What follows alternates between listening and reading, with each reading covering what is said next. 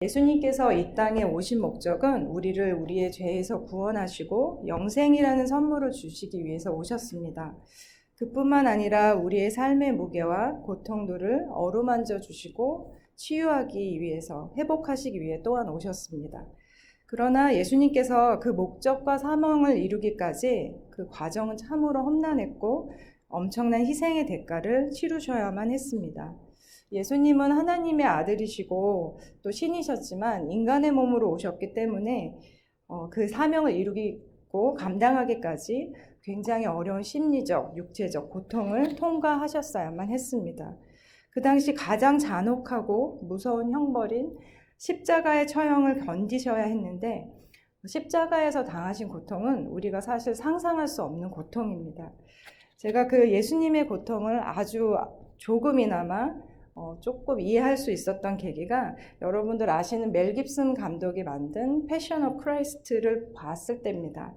예수님께서 십자가에서 매달리시기 전에 채찍질을 당하시는데 이 채찍 끝에는 날카로운 동물의 뼈가 박혀서 맞으면 살점이 찢어나가고 피범벅이 돼서 거의 형체를 알아볼 수 없을 정도로 예수님의 모습이 변해 있었습니다.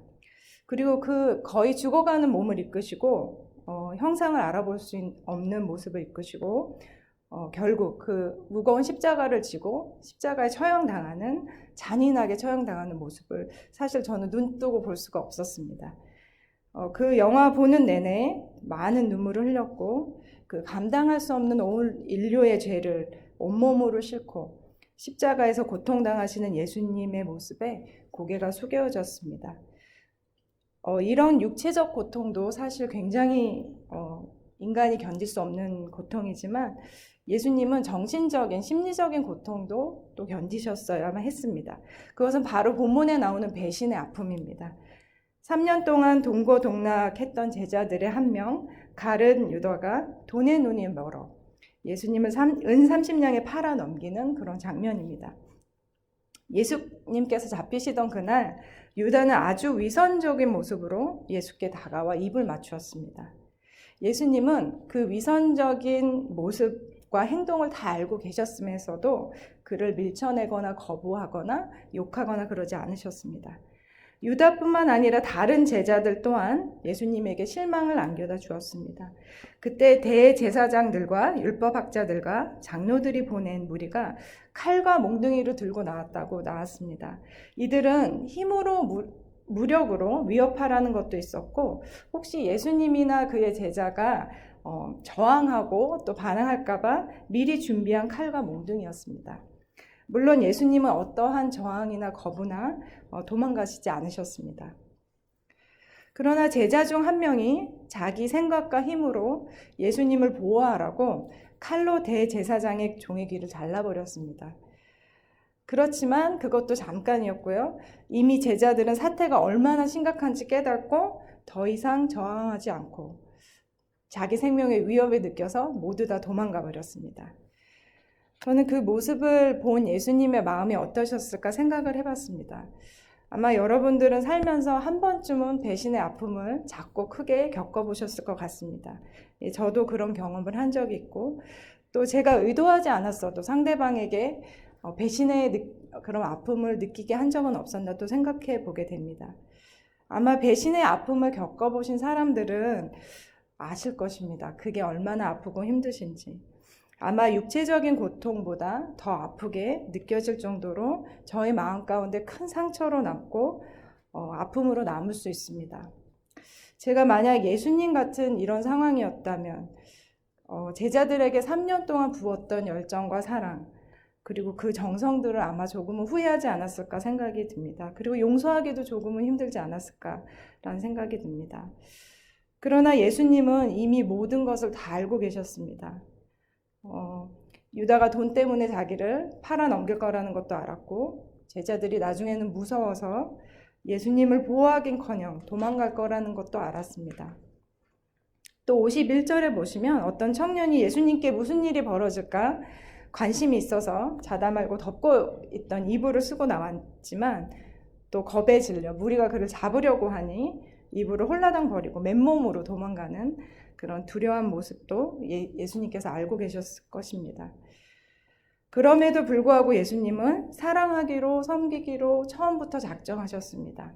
배신할지도 모르는 제자들을 택하셔서 3년 동안 가르치고 훈련시키고 함께 동행하셨습니다. 오늘 예수님께서 보여주신 모습을 우리가 배워야 할 점들이 참 많습니다. 첫 번째는 예수님께서 고통의 시간을 견디신 인내입니다. 성령의 열매 중 하나인 오래 참음, 인내를 예수님을 통해서 배워야 합니다. 제가 과거에 예수님께 온전히 헌신하지 못했던 이유가 뭐냐면 하나님께서 주실지 모르는 고난 때문이었습니다. 제가 하나님께 100% 헌신을 하면 하나님께서 제가 급진적인 무슬림 컨트리에 보내셔서 핍박당하고 결국엔 순교당해서 죽게 되는 그런 좀 어리석은 두려움이 제 안에 있었습니다. 어느 날 하나님께서 그 마음을 만지셨습니다. 어떤 마음을 주셨냐면 하나님의 사랑이 내가 겪게 될 그 어떤 아픔과 그 어려움보다 비교할 수 없이 크다는 것이었습니다. 그래서 충분히 견딜 수 있는, 인내할 수 있는 힘을 주신다는 것이었습니다. 하나님의 사랑이 훨씬 더 크기 때문에 내가 당할 어려움에 대해서 미리 걱정할 필요도 없고 두려워할 필요도 없다는 것이었습니다. 제가 이 마음을 깨닫고 나서 정말 큰 자유와 기쁨이 제 안에 있었습니다. 우리가 그 깊은 사랑을 알게 된다면, 그 깊은 사랑을 체험하게 된다면 앞이 잘 안 보이는 상황이 지속될지라도 인내할 수 있는 용기를 가질 수 있습니다. 사랑하는 성도 여러분, 지금 어떤 어려운 시간을 보내시고 계신지요?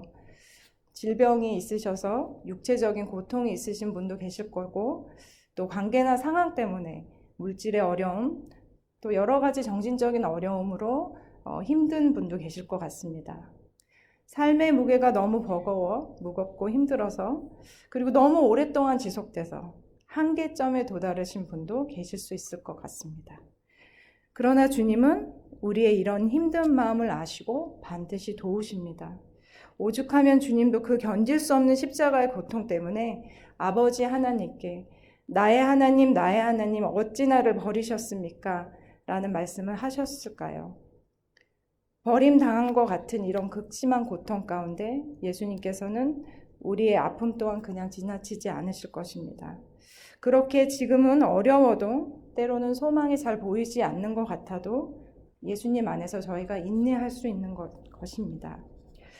두 번째로 우리가 배워야 할 것은 사람들이 나를 배신할지라도 상처를 줬을지라도 용서하고 다시 사랑하는 마음입니다. 배신한 사람을 용서할 수 있을까요? 나에게 깊이 상처 준 사람을 과연 사랑할 수 있을까요? 인간적으로 불가능합니다. 다시 신뢰하기란 어렵습니다. 그래서 하나님의 은혜가 강권적으로 필요합니다. 우리가 할 수 있는 것은 어떤 것이 있을까 생각을 해보게 됩니다. 용서하고 사랑하겠다는 의지입니다. 예수님께서 하셨던 것처럼 그 모습을 닮아가기를 노력하고 나머지는 주님의 주권에 맡겨야 합니다. 3번이나 예수님을 부인한 베드로를 예수님께서 나중에 찾아오셔서 그의 상처와 수치를 치유하시고 새롭게 세우시는 예수님을 우리가 성경에서 봤습니다. 용서와 사랑의 힘은 가능성이 없는 사람일지라도 베드로처럼 귀한 사람으로 만들 수 있습니다. 하나님의 귀하신 사명을 감당할 수 있는 능력의 사람으로 또한 만들 수 있습니다. 그래서 예수님의 자녀이고 제자인 우리는 예수님처럼 도저히 사랑할 수 없고 도저히 품을 수 없는 사람들조차도 우리는 그들을 품고 사랑해야 합니다. 말씀을 맺겠습니다. 예수님께서는 십자가에 못 박히기 전까지 겪으셔야 했던 심리적인 고통과 육체적인 고통은 말로 표현할 수 없는 정말 어려운 순간들이었습니다. 그러나 예수님은 우리를 사랑하셔서 기꺼이 그 고난의 길로 가시기로 결정하셨고 그 모든 걸 이겨내고 결국에는 우리를 구원의 길로 인도하셨습니다. 우리의 목표는 예수님을 닮는 것이고 예수님을 사랑하는 것입니다. 그리고 예수님처럼 살아야 합니다. 어려움 가운데 인내하고 나를 힘들게 하는 사람들을 용서하고 사랑해야 합니다.